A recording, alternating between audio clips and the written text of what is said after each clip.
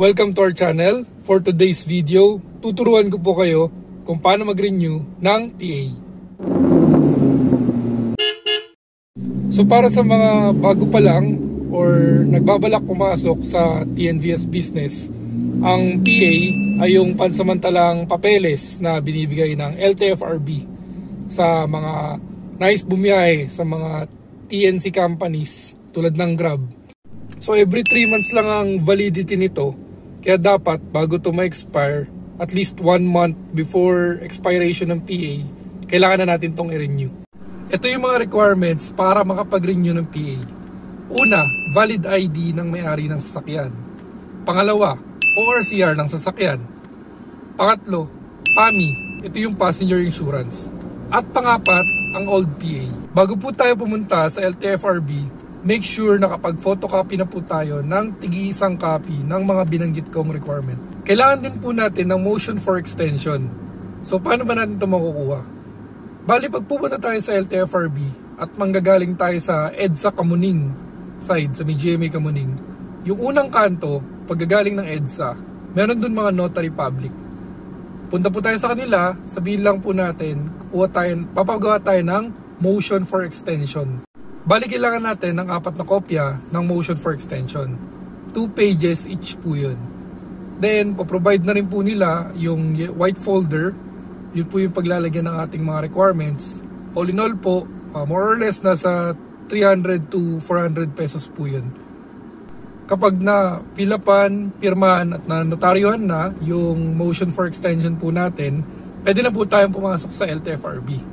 Una po nating pupuntahan ay yung assessment counter. Tanong lang po tayo sa mga guard kung saan po banda ito. Pero nasa first floor lang po ito at madali lang naman hanapin. Bali, check po nila doon kung tama at kompleto ba ang mga dala nating requirement. After po natin sa assessment, pwede na po tayong pumunta sa technical division. Halos magkatabing room lang po ito. Bibigyan po tayo ng number ng guard. Then pag tinawag po yung number natin, lapit lang po tayo sa counter. Tapos, check po nila doon at i-encode yung mga dala nating mga papeles. After po doon, punta na po tayo sa door B, which is yung cashier. Doon at po tayo magbabayad. Sa akin po, binayaran ko po sa cashier, sa unit ko po na sedan, nasa 260 pesos lang po. Pagtapos po natin sa cashier, paserox po muna natin yung resibo ng isang kopya. Then, punta na po tayo sa second floor sa legal department para may pasa na yung mga dokumento. Pag punta po natin ng legal department, kukunin na nila yung white folder sa atin. Bali, ang may iwan na lang yung ginawa nating motion for extension na PA, for PA, tapos yung resibo. Then, maghihintay tayo ng around 3 to 5 weeks para makuha natin yung bago na nating PA. Papadala nila yon through email. Kaya dapat yung email na binigay natin nung nag-start tayong nag-apply dito ay active pa din. Kasi doon nila ipapadala yung mga mahalagang dokumento mula sa LTFRB. So ayun, tapos na po tayo sa pag-renew ng ating PA. Kung tatanungin kung gaano katagal ang pag-renew ng PA, maybe nasa 30 minutes to 3 hours. Depende sa dami ng makakasabay mong tao. At kung tatanungin sa gastos naman, wala pa siyang 600 pesos. Sa tulad kong unit ay sedan, di ka abot ng 600 pesos sa mga babayaran.